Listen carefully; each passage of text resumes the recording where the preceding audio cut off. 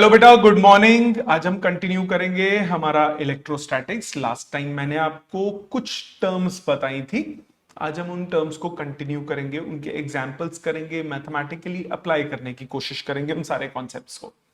तो सबसे पहले लास्ट क्लास में मैंने आपको एक छोटी सी चीज कराई थी जिसमें मैंने बताया था कि चार्ज किसी भी बॉडी पे कैसे आता है। किसी भी बॉडी पे चार्ज आने के चार वेज थे। एक बार मैं इनको ब्रीफ बता देता हूं दोबारा, ताकि आज का चीज को हम एग्जाम्पल्स को कवर अप कर सकें। सबसे पहला मेथड था चार्जिंग बाय फ्रिक्शन। जब दो बॉडीज को आप रब करते हो तो एक बॉडी से चार्ज निकल जाता है from the body having lower work function and it moves to the body having higher work function. ये था नंबर 1 जो मैंने आपको लास्ट टाइम बताया था। नंबर 2 हमने बात की थी चार्जिंग बाय कंडक्शन की। कंडक्शन का मतलब क्या होता था? जब दो बॉडीज आइडेंटिकल हो, उनको आप टच करते हो कंडक्टर्स को, तो they share their charges in such a manner that after sharing charges become equal. इसको हम बोलते थे चार्जिंग बाय कंडक्शन। तीसरा होता था चार्जिंग बाय इंडक्शन। जब एक न्यूट्रल बॉडी को आप एक चार्ज्ड बॉडी के पास में लाते थे तो चार्ज्ड बॉडी के दोनों फेसेस पे चार्जेस प्रोड्यूस हो जाते थे, थोड़ी देर के लिए आ जाते थे। उन चार्जेस को हम बोलते थे इंड्यूस चार्जेस और इस प्रोसेस को बोलते थे इंडक्शन। फोर्थ है बेटा चार्जिंग बाय इलेक्ट्रोमैग्नेटिक रेडिएशन। इसमें क्या होता था? आपके पास एक मेटल सरफेस है, मेटल सरफेस पे फोटॉन स्ट्राइक करते थे और फोटॉन से वो एनर्जी गेन कर लेते थे electrons and they come out of the metal surface. ये क्या हो जाता? Charging by electromagnetic radiation. ये 4 प्रोसेस हमने पढ़े थे। अब हम इसके कुछ एग्जांपल्स करते हैं। हमने एग्जांपल्स लास्ट टाइम नहीं किए थे, टाइम कॉन्स्ट्रेंट था। अब हम थोड़ा सा एग्जांपल्स के थ्रू देखते हैं। फॉर एग्जांपल मेरे पास एक वो है बलून।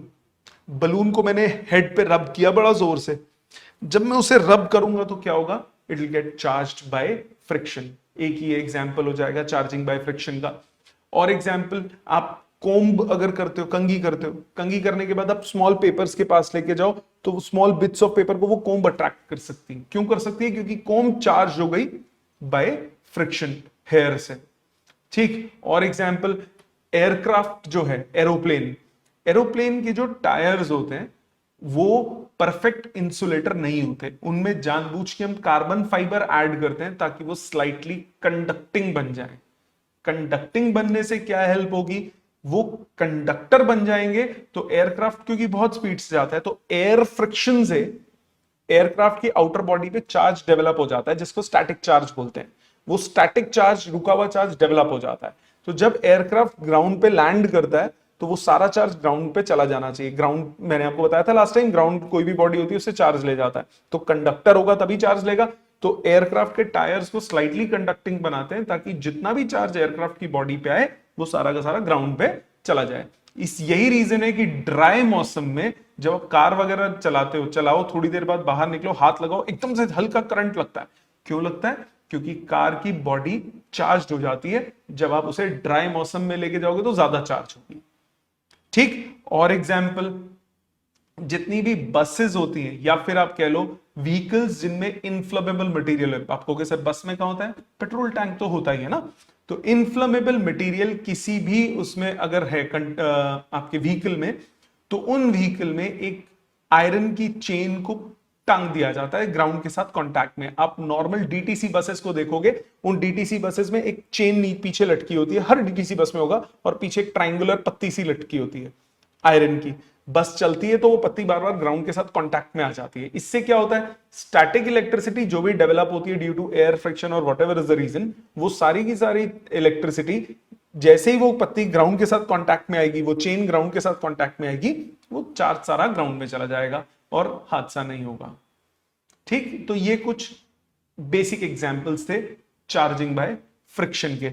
इसके अलावा इंडक्शन के क्या है? सपोज करो मेरे पास एक बलून है, ध्यान देना, ये वॉल है, दीवार, it is a conducting wall, conductor है, आयरन की दीवार है। सपोज मेरे पास एक बलून है, बलून लिया मैंने, उसे रब किया जोर से, चार्ज हो गया वो फ्रिक्शन से। ठीक। ध्यान दीजिएगा, ये आयरन वॉल पास में लेकर आया तो इस आयरन वॉल में क्या होगा?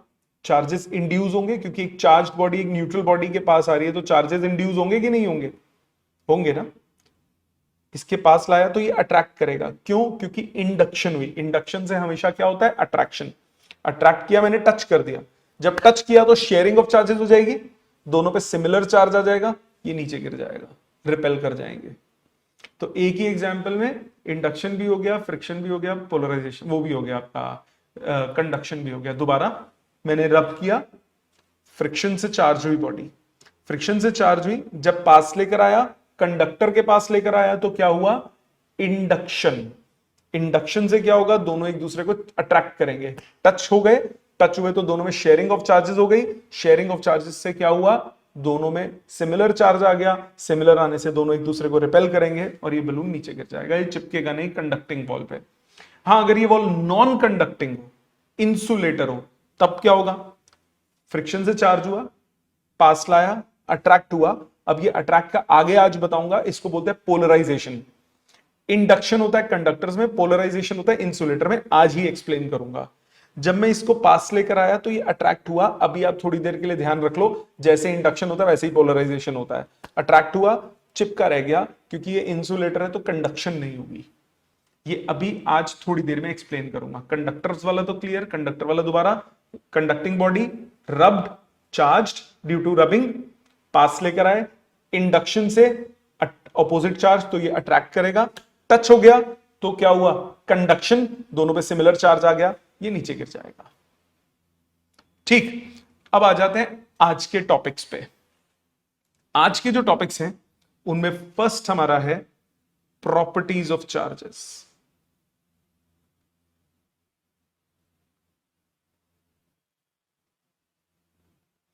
चार्ज की क्या क्या प्रॉपर्टीज हैं? फर्स्ट प्रॉपर्टी चार्ज की क्या है कि चार्जेस इंटरैक्ट कैसे करते हैं। इंटरैक्ट करने का मतलब एक दूसरे के साथ फोर्सेस कैसे लगाते हैं, तो इंटरैक्शन कैसे लगाते हैं पता है आपको? दो चार्जेस कैसे अट्रैक्ट या रिपेल करते हैं, दो चार्जेस कैसे फोर्सेस लगाते हैं। प्रॉपर्टी है like charges repel and unlike charges attract. This is how charges interact. How do they interact? Like charges repel and unlike charges attract. This is how they interact. तो सबसे पहली property क्या है? Interaction of charges. आ जाते हैं second property पे। Second property है कि चार्ज इज स्केलर। स्केलर से मेरा मतलब किसी भी बॉडी पे जो टोटल चार्ज होगा वो एल्जेब्रिक सम होगा इंडिविजुअल चार्जेस का। चार्ज वेक्टर नहीं है, उसकी कोई डायरेक्शन नहीं होती। किसी भी बॉडी पे जो टोटल चार्ज होगा वो हमेशा इंडिविजुअल चार्जेस का एल्जेब्रिक सम होगा। Total charge on a body is the algebraic sum of individual charges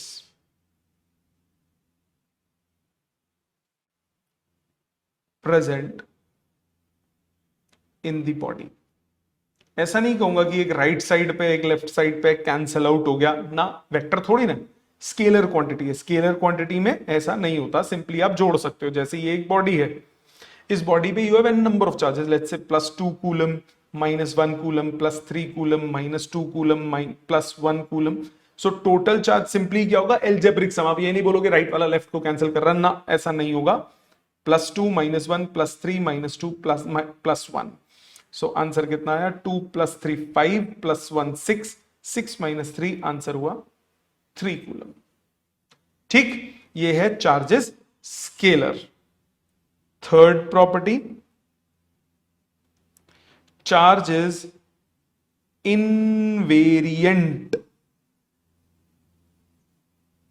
invariant का मतलब क्या है? इनवेरिएंट का मतलब है वेरी नहीं करता। किस चीज से वेरी नहीं करता? स्पीड से वेरी नहीं करता। किसी बॉडी में कुछ चार्ज है, वो इस पे डिपेंड नहीं करेगा कि बॉडी की स्पीड क्या है, बॉडी की स्पीड पे डिपेंडेंट नहीं होगा। तो इनवेरिएंट का मतलब क्या है? Charge on any body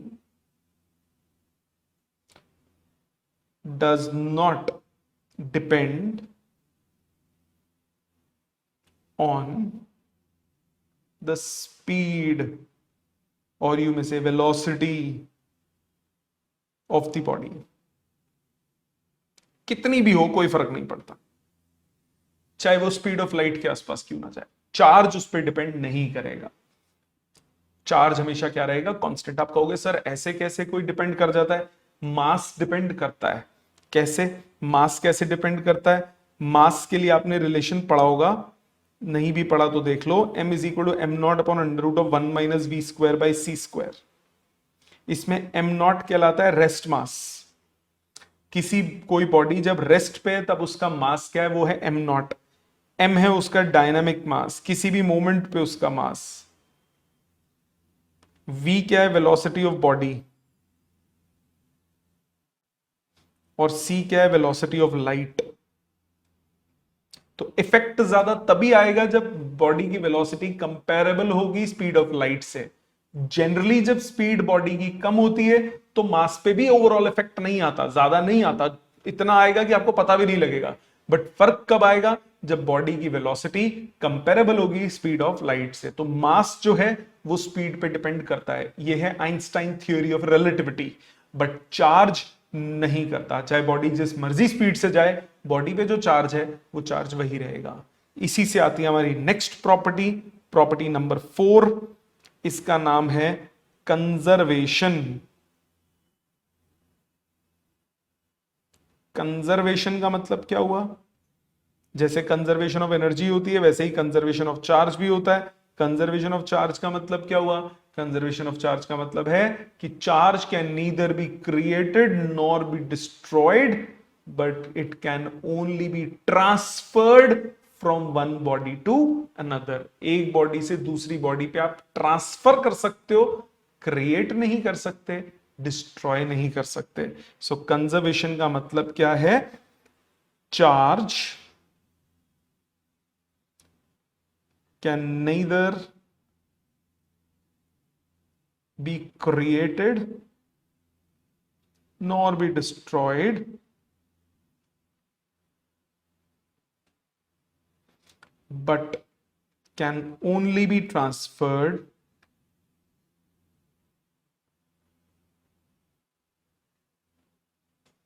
from one body to another। होता है कि नहीं? जैसे रबिंग वगैरह की थी तो एक बॉडी से दूसरी बॉडी में ही तो ट्रांसफर हुआ था, ठीक है। So it can neither be created nor be destroyed, can only be transferred from one body to another. Clear? आ जाते हैं फिफ्थ प्रॉपर्टी पे, and the most important one, इसका नाम है क्वांटाइजेशन। सबसे इंपॉर्टेंट प्रॉपर्टी है क्वांटाइजेशन प्रॉपर्टी। क्वांटाइजेशन क्या चीज होती है? क्वांटाइजेशन होता है, पहले स्टेटमेंट देखो, ये कहता है चार्ज ऑन एनी बॉडी, किसी भी बॉडी पे जो चार्ज होगा is always an integral multiple of charge on an electron। किसी भी बॉडी पे जो चार्ज होगा वो इंटीजर मल्टीपल होगा इलेक्ट्रॉन के चार्ज का, मतलब multiple of charge of an electron. किसी बॉडी पे जितना चार्ज है वो हमेशा मल्टीपल होगा इलेक्ट्रॉन के चार्ज का। कहने का मतलब किसी भी बॉडी पे चार्ज होगा या तो प्लस या माइनस n टाइम्स e। आपको लास्ट टाइम बताया था इलेक्ट्रॉन ट्रांसफर होता है वन बॉडी से दूसरी बॉडी में। अगर एक इलेक्ट्रॉन ट्रांसफर हुआ तो चार्ज किसके बराबर आएगा? एक इलेक्ट्रॉन के चार्ज के। अगर दो इलेक्ट्रॉन्स ट्रांसफर हुए तो चार्ज किसके बराबर आएगा? दो इलेक्ट्रॉन्स के चार्ज के। अगर तीन ट्रांसफर हुए तो तीन इलेक्ट्रॉन्स के चार्ज के। 100 हुए तो 100 इलेक्ट्रॉन्स के चार्ज के। आधा इलेक्ट्रॉन तो ट्रांसफर ही नहीं होता, सिर्फ इंटीजर नंबर पे इलेक्ट्रॉन्स ट्रांसफर होते हैं। तो चार्ज जो आएगा वो इलेक्ट्रॉन के चार्ज का मल्टीपल ही होगा ना, जितने इलेक्ट्रॉन ट्रांसफर उतना बराबर चार्ज। तो प्लस हम कब यूज करते हैं? अगर बॉडी इलेक्ट्रॉन्स लूज करती है। माइनस कब यूज करते हैं? अगर बॉडी इलेक्ट्रॉन गेन करती है। तो प्लस यूज करेंगे अगर बॉडी इलेक्ट्रॉन्स लूज करेगी, माइनस यूज करेंगे अगर बॉडी इलेक्ट्रॉन गेन करेगी। एन क्या हो जाता है? नंबर ऑफ इलेक्ट्रॉन्स ट्रांसफर्ड, कितने इलेक्ट्रॉन्स ट्रांसफर हुए। और ई क्या है? 1.6 इंटू 10 टू पावर -19 कूलम। अभी इसके न्यूमेरिकल्स भी कराऊंगा मैं। इतनी बात समझ में आई? तो पहला फॉर्मूला मैथमेटिकल क्वेश्चंस करने के लिए जो आपके पास इस चैप्टर में है वो है Q is equal to either plus और माइनस n टाइम्स E। इसमें किस चीज का क्या मतलब है? n क्या होता है? Number of electrons transferred. E क्या है? 1.6 इंटू 10 टू -19 कूलम। प्लस हम कब यूज करते हैं? अगर बॉडी इलेक्ट्रॉन्स लूज करेगी। और माइनस कब यूज करेंगे? अगर बॉडी इलेक्ट्रॉन्स गेन करेगी। इतना बेसिक लॉजिक क्लियर हो गया? ये हो गया क्वांटाइजेशन। इसका रीजन क्या है? चार्ज, ये पेपर में आता है, is quantized because only integer number of electrons can be transferred from one body to another. That is, charge cannot be transferred in fractions. Fraction में ट्रांसफर नहीं होगा, आधा, ढाई, पौने तीन ऐसे ट्रांसफर नहीं होगा, पूरा पूरा इलेक्ट्रॉन ट्रांसफर। क्लियर? समझ में आ गया? तो ये पेपर में आ जाता है कि what is quantization and give its reason. तो आपको ये एक्सप्लेनेशन देनी पड़ेगी। सो इसका मतलब सबसे छोटा चार्ज, इससे पहली चीज क्या पता लगी कि सबसे छोटा चार्ज जो किसी बॉडी पे होगा वो इलेक्ट्रॉन, एक इलेक्ट्रॉन के चार्ज के बराबर होगा। क्योंकि अगर ट्रांसफर मैंने बोला इलेक्ट्रॉन मल्टीपल में हो रहा है तो सबसे कम ट्रांसफर क्या हो सकता है? एक electron. So minimum possible charge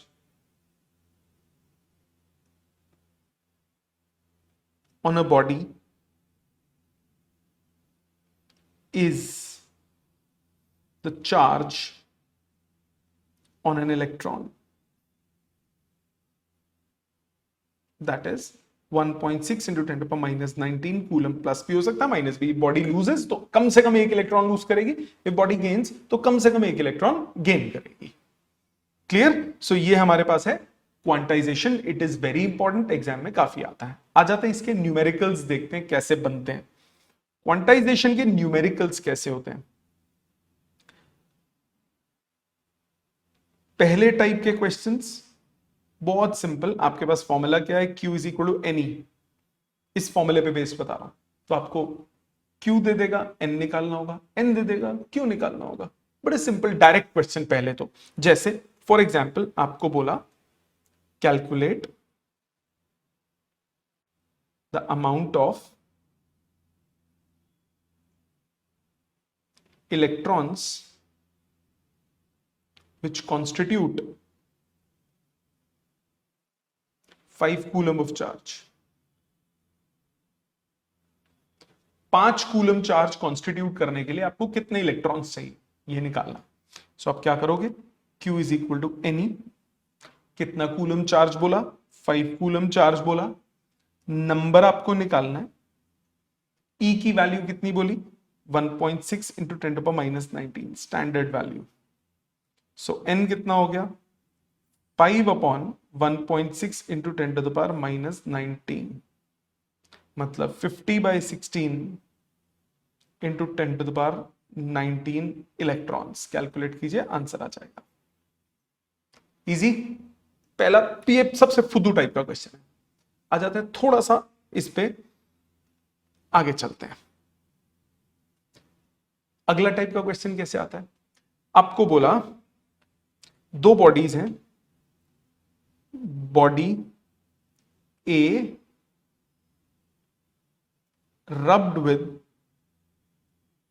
B is found to have a positive charge of 2 coulombs। एक बॉडी है, उसको आपने बी बॉडी से रब किया और उस बॉडी के पास 2 कूलम का चार्ज आ गया। Calculate the number of electrons transferred from which to which, ये भी बताना है, किससे किस में ट्रांसफर हुए। Also calculate the amount of mass transferred if any।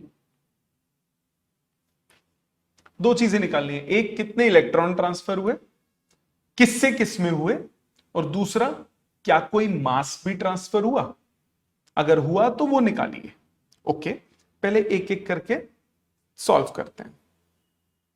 आपके पास ए बॉडी थी, आपके पास बी बॉडी थी। आपको बोला ए के पास पॉजिटिव चार्ज आया, body A rub with B is found to have a positive charge of 2 coulomb, तो इसके पास +2 कूलम चार्ज आया। पॉजिटिव चार्ज कब आता है, जब बॉडी लूज करती है इलेक्ट्रॉन्स, मतलब electrons are transferred from A to B. Is this clear? A से बी में इलेक्ट्रॉन्स ट्रांसफर होंगे। अब कितने होंगे उसके लिए आप क्या करोगे, Q is equal to n e apply करोगे।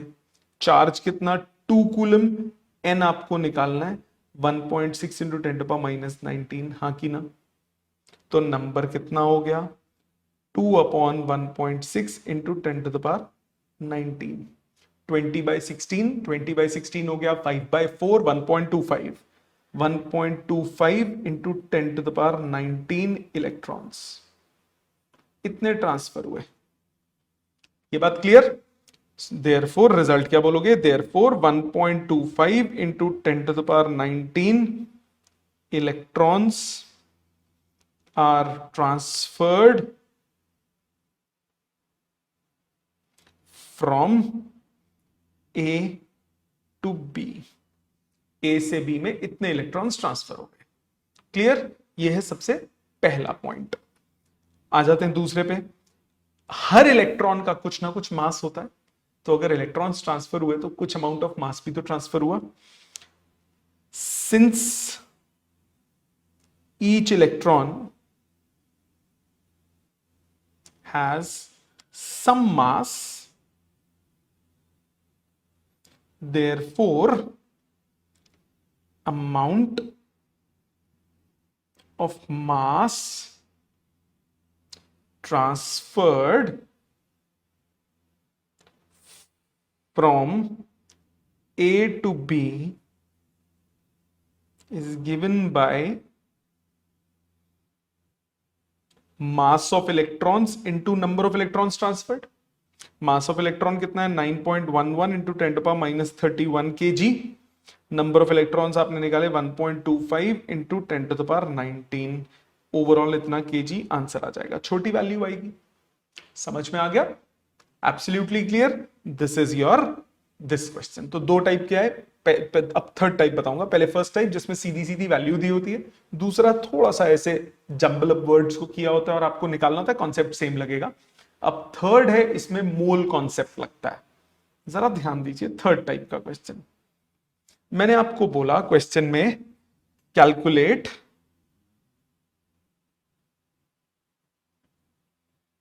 Total amount of electronic charge, मतलब इलेक्ट्रॉन का चार्ज, टोटल इलेक्ट्रॉन का कितना चार्ज होगा इन 10 grams of iron. 10 gram iron में टोटल जितने भी इलेक्ट्रॉन्स हैं उनका टोटल चार्ज कितना होगा 10 ग्राम आयरन में। Given atomic mass of iron equal to 56 gram per mole and atomic number equal to 26। ये दो चीजें दी हुई हैं। आयरन 10 ग्राम आयरन में टोटल इलेक्ट्रॉन्स का कितना चार्ज होगा, हमें वो निकालना है। ओके, आयरन की बात करते हैं। Fe2656 जितना मास होगा, मास नंबर जितना होगा, उस मास नंबर में 1 मोल होता है, मतलब 56 अगर मास नंबर है तो 56 ग्राम्स मतलब 1 मोल, isn't it? 1 मोल में कितने एटम्स होते हैं 6.023 into 10 to power 23। So suppose मैंने बोला 56 ग्राम्स है, तो आपको बोला 56 grams of iron contains 6.023 into 10 to power 23 atoms of iron। Electrons नहीं, 1 मोल में एटम्स होते हैं एवोगैड्रोस नंबर के इक्वल, या अगर मॉलिक्यूल हो तो मॉलिक्यूल्स होते हैं। सो 1 मोल मतलब एवोगैड्रोस नंबर टाइम्स एटम्स, उतने एटम्स या मॉलिक्यूल्स, उतने इलेक्ट्रॉन्स नहीं। पहले मैं एटम्स निकालूंगा फिर इलेक्ट्रॉन्स पे चलूंगा। 56 ग्राम में, 56 ग्राम मतलब 1 मोल में कितने एटम्स हो गए 6.023 इंटू 10 टू पावर 23। आपको कितने ग्राम बोला है 10 ग्राम्स बोला है। 10 ग्राम्स ऑफ आयरन कंटेन्स, क्या लगा रहा हूं मैं, यूनिटरी मेथड लगा रहा हूं, 6.023 into 10 to power 23 divided by 56, ये 1 ग्राम में हुए, इंटू 10 एटम्स ऑफ आयरन। ये एटम्स आ गए। अब एक एटम में कितने इलेक्ट्रॉन्स होते हैं, जितना एटॉमिक नंबर होता है। एटॉमिक नंबर क्या होता है, नंबर ऑफ प्रोटॉन्स। जितने प्रोटॉन्स होते हैं उतने ही तो इलेक्ट्रॉन्स होते हैं। तो एक एटम में कितने इलेक्ट्रॉन्स हुए, जितना एटॉमिक नंबर है। So 1 atom of iron contains 26 electrons. इतनी केमिस्ट्री आनी चाहिए आपको। So total electrons,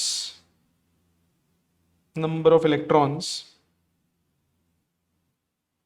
in 10 grams of iron, वो कितना हो गया, कितने एटम्स हैं 6.023 into 10 to power 23 into 10 upon 56, इतने एटम्स हैं, और नंबर ऑफ इलेक्ट्रॉन्स एक एटम में 26। तो ये मेरे पास क्या आ गया, total number of electrons.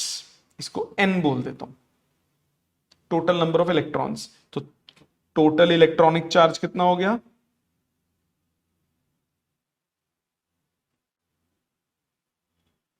Q is equal to Ne।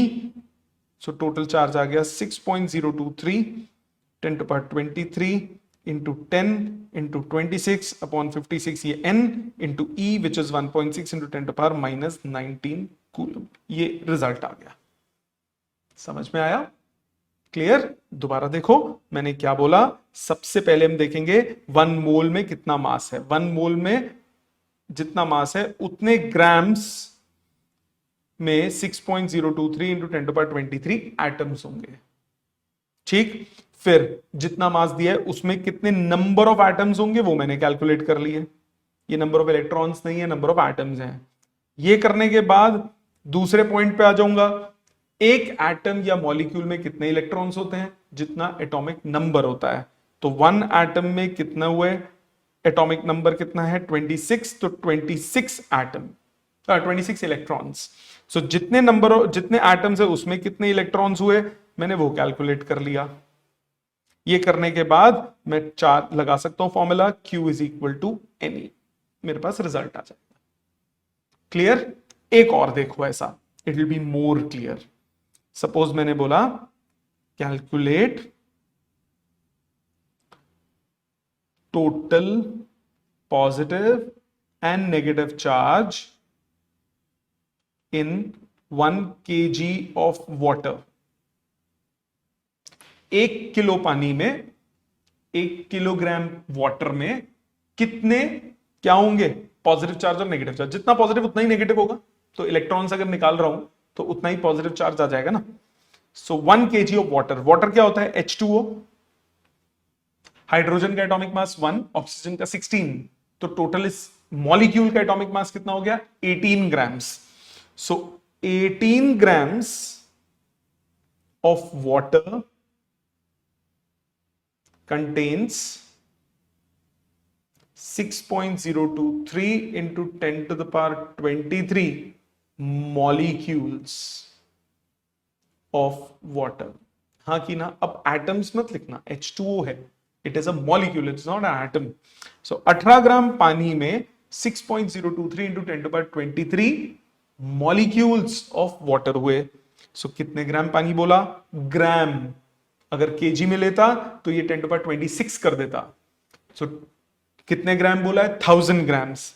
So 1000 grams of water contains 6.023 into 10 to the power 23 upon 18 into 1000 molecules of water।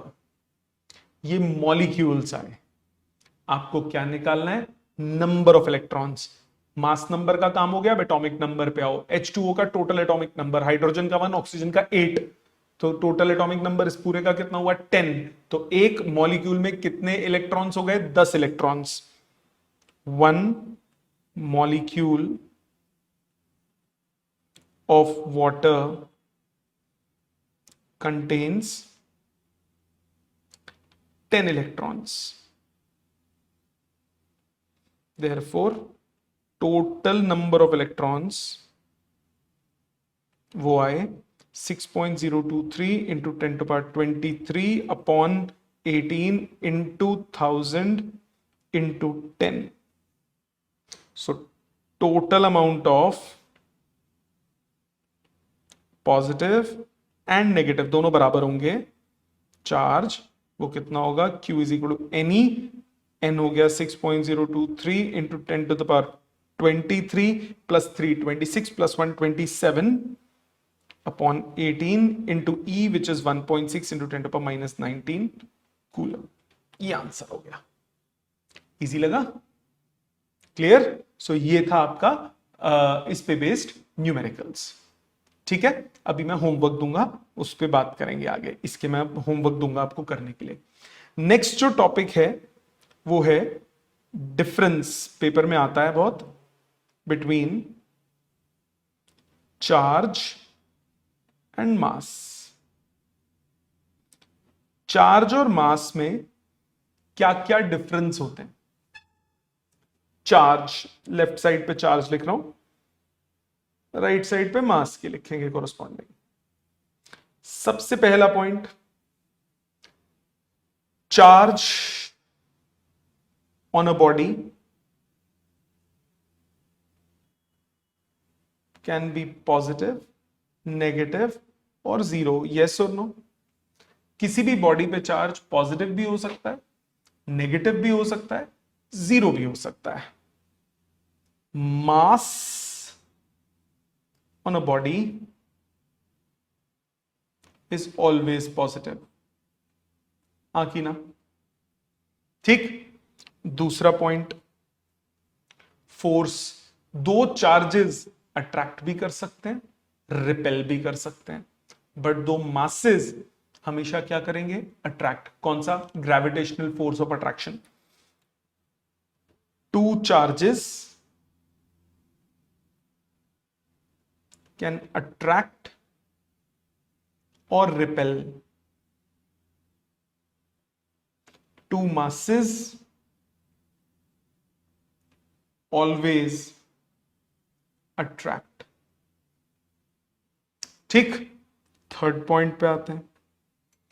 Charge में हमने प्रॉपर्टी पढ़ी कि चार्ज जो है वो इनवेरिएंट है, मतलब वो स्पीड पे डिपेंड नहीं करता। वहीं मैंने बताया मास जो है वो स्पीड पे डिपेंड करता है। So charge is invariant mass of a body depends on velocity। हाँ कि ना? कौन सा रिलेशन बताया मैंने? m is equal to m naught upon under root of 1 minus v square by c square. Clear? ये है थर्ड पॉइंट, समझ में आ गया। फोर्थ पॉइंट पे चलते हैं। इनवेरिएंट के बाद जो चौथा पॉइंट है वो है चार्ज इज कंजर्व्ड, है कि नहीं? अभी बताया चार्ज हमेशा क्या रहता है, कंजर्व्ड रहता है। Charge, fourth point, mass is not conserved. कहां नहीं होता? न्यूक्लियर रिएक्शंस में। न्यूक्लियर रिएक्शन में मास लॉस होता है and that is the source of energy. Nuclear fission हो, न्यूक्लियर फ्यूजन हो, दोनों ही सिचुएशंस में मास का लॉस होता है और वो एनर्जी में कन्वर्ट होता है। रिलेशन इसका कौन सा है? E is equal to m c square. ठीक है। फिफ्थ पॉइंट, चार्ज क्वांटाइज्ड है। क्वांटाइज्ड का मतलब किसी का मल्टीपल है। आपको बेसिक फंडामेंटल चार्ज पता है। क्वांटाइजेशन ऑफ मास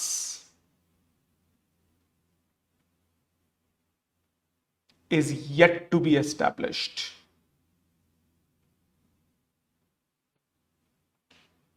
हो सकता है थोड़े टाइम में हो जाए, work under progress.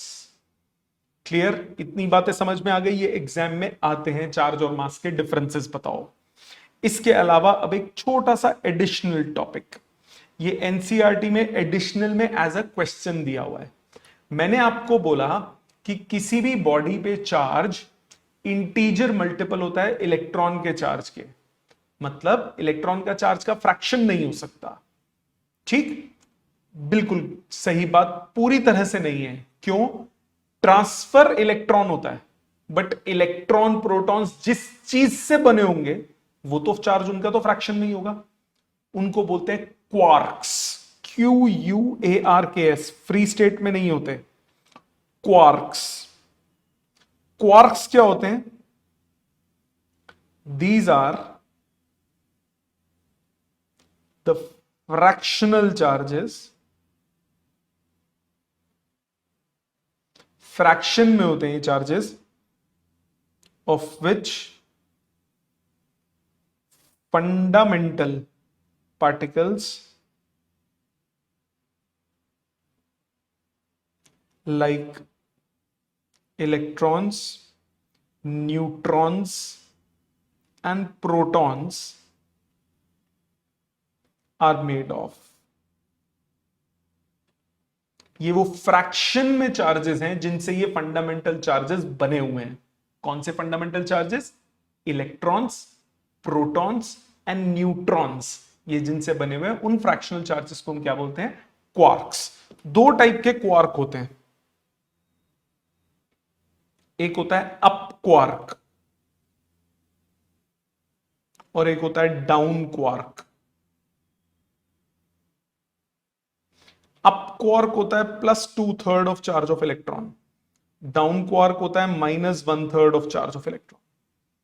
+2/3 of electron का चार्ज उसको बोलते हैं अप क्वार्क, -1/3 ऑफ इलेक्ट्रॉन का चार्ज उसको क्या बोलते हैं? Down quark. तो पॉसिबल कॉन्फ़िगरेशन इलेक्ट्रॉन की क्या होगी, इलेक्ट्रॉन का चार्ज कितना होता है, -e। तो 3 डाउन क्वार्क मिल जाएं तो -e आ जाएगा। पॉसिबल कॉन्फ़िगरेशन प्रोटॉन की, प्रोटॉन का चार्ज क्या होता है, +e।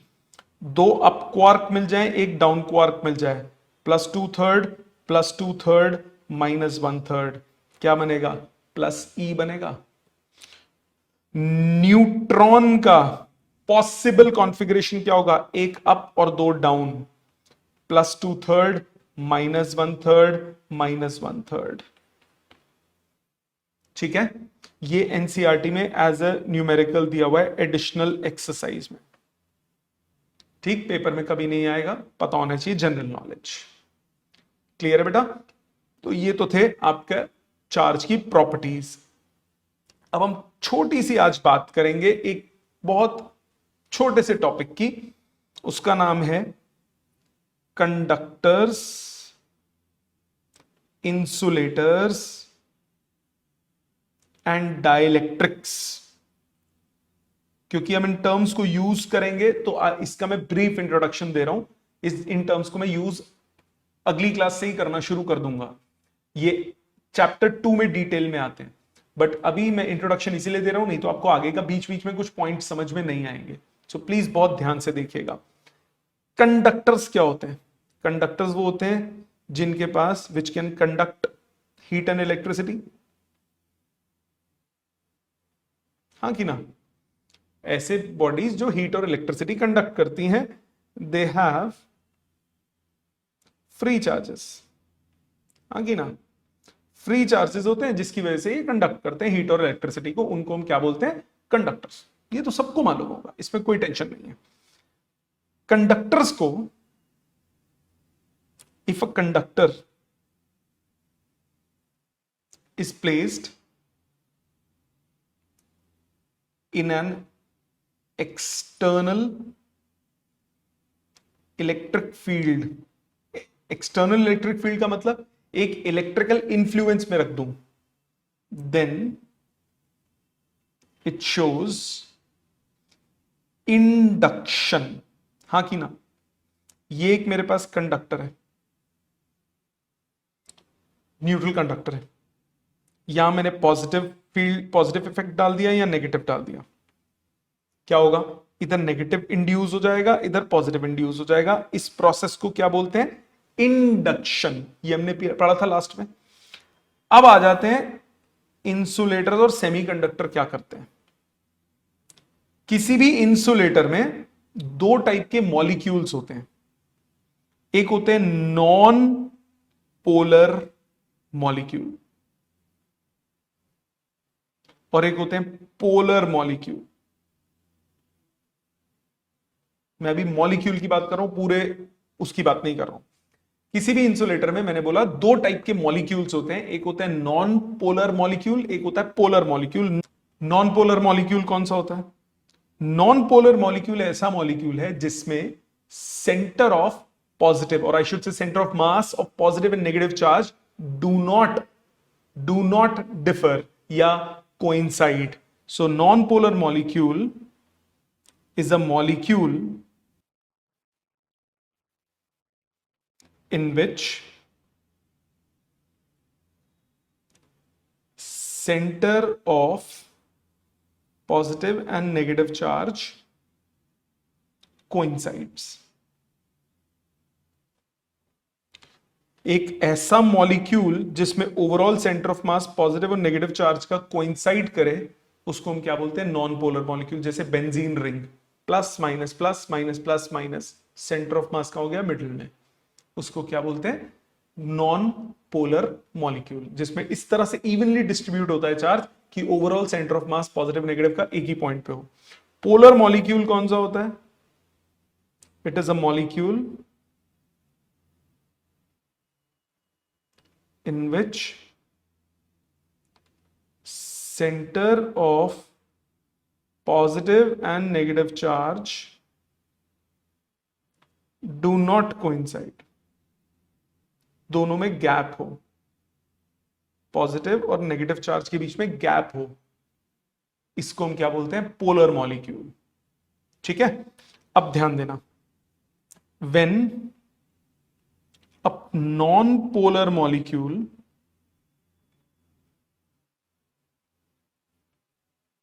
is placed in a strong electric field,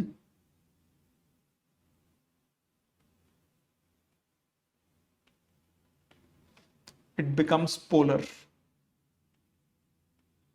मतलब ये नॉन पोलर मॉलिक्यूल था, मैंने इस नॉन पोलर मॉलिक्यूल को स्ट्रॉन्ग इलेक्ट्रिक फील्ड में रख दिया, इसको यहां डाल दिया, तो इधर नेगेटिव और इधर पॉजिटिव थोड़ा सेपरेट हो जाएगा। नॉन पोलर मॉलिक्यूल है, पॉजिटिव नेगेटिव एक ही पॉइंट पे, आपने क्या किया, स्ट्रॉन्ग फील्ड लगा दी, इधर लग दिया पॉजिटिव, इधर रख दिया नेगेटिव, तो पॉजिटिव क्या करेगा, नेगेटिव को अपनी तरफ खींचेगा, नेगेटिव क्या करेगा, पॉजिटिव को अपनी तरफ खींचेगा, तो नॉन पोलर मॉलिक्यूल के चार्जेस सेपरेट हो जाएंगे, अलग नहीं होंगे बट थोड़ा गैप आ जाएगा, इसको बोलते हैं polarization. It becomes polar and this process is called polarization. बच्चे कहते हैं सर ये तो इंडक्शन ही है। इंडक्शन पूरी बॉडी में ओवरऑल होता है, चार्जेस एक बॉडी में मूव कर जाते हैं लेफ्ट राइट में, that is induction. Polarization molecule में होता है। मतलब ध्यान दीजिएगा, अगर एक insulator, if an insulator is placed in a strong electric field,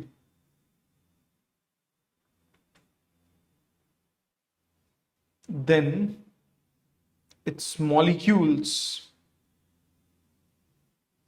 become polarized। मतलब ये एक इंसुलेटर है, पहले हमने ऐसा कंडक्टर बनाया था, अब ये एक इंसुलेटर है, एक स्ट्रॉन्ग इलेक्ट्रिकल इफेक्ट में रख दिया इसको मैंने, इसमें मॉलिक्यूलर लेवल पे सेपरेशन हो जाएगा।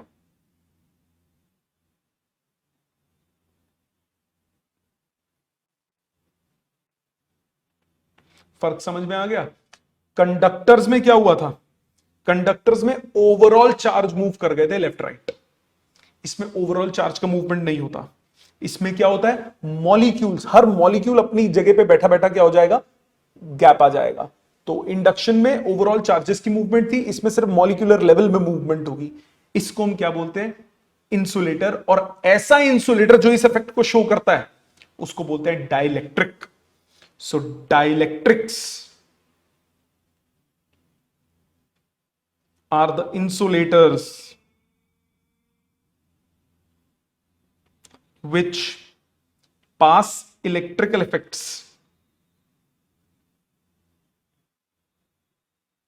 without conducting।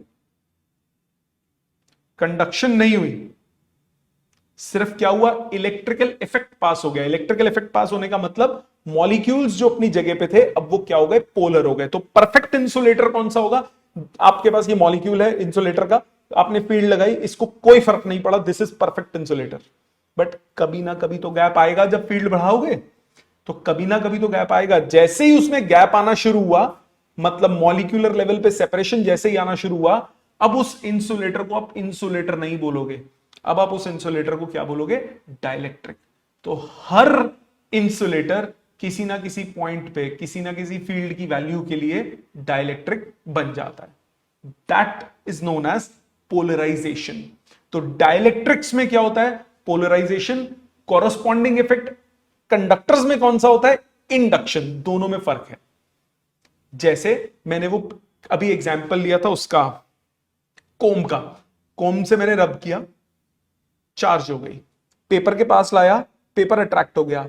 पेपर इंसुलेटर होता है, तो इसका मतलब पेपर क्या कैसे बिहेव कर रहा है, डाइलेक्ट्रिक की तरह। तो वो अट्रैक्ट क्यों कर रहा है, due to polarization, not due to induction.